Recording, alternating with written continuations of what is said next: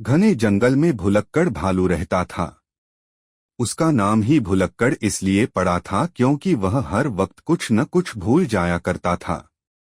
एक दिन भालू जंगल में घूमते घूमते सोच रहा था, आज कुछ तूफानी करते हैं। लेकिन क्या यह सोचते सोचते वह एक सेब के पेड़ के पास पहुंचा। वहां उसे चमचमाते लाल रंग के सेब दिखे। वह बहुत खुश हुआ और बोला, वाह, इतने बढ़िया सेब तो मैंने पहले कभी नहीं देखे। बिना कुछ सोचे समझे उसने एक सेब खा लिया। अचानक उसकी आंखों के सामने अजीब चमकदार रोशनी छा गई, और जब रोशनी खत्म हुई तो भालू हवा में उड़ने लगा। अरे बाप रे, मैं तो सुपरमैन बन गया, भालू चिल्लाया। उसने इधर उधर देखा, लेकिन वह समझ नहीं पाया कि उसे उड़ने की ताकत कैसे मिली। उसने सोचा, शायद ये किसी जादू का असर है।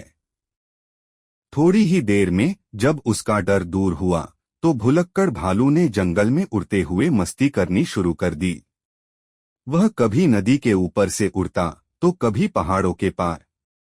सारे जानवर हैरान थे, अरे, भालू सुपरमैन की तरह उड़ रहा है। तभी अचानक भालू को याद आया, अरे, मुझे तो शेर राजा से मिलने जाना था। वह जल्दी जल्दी उड़कर शेर की गुफा की ओर बढ़ा। लेकिन जैसे ही वह वहां पहुंचा, उसकी उड़ने की ताकत गायब हो गई और वह सीधे गुफा के बाहर एक तालाब में जा गिरा। धड़ाम की आवाज सुनकर शेर राजा बाहर आए और हंसते हुए बोले, भुलक्कड़ भालू, अब क्या हुआ? भालू ने शर्माते हुए बताया कि उसने कैसे एक जादुई सेब खा लिया था और फिर कैसे वह सुपरमैन बन उड़ने लगा। सब जानवर ठहाका मारकर हंसने लगे। शेर ने कहा, भूलना बुरा नहीं है, लेकिन अगली बार कुछ भी खाने से पहले सोच लिया करो। भालू ने सिर हिलाते हुए कहा, सही कहा महाराज, अब मैं कभी बिना सोचे कुछ नहीं खाऊंगा।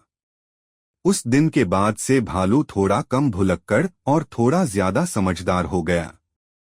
लेकिन उसकी सुपरमैन की तरह उड़ने वाली कहानी जंगल में हमेशा यादगार बन गई।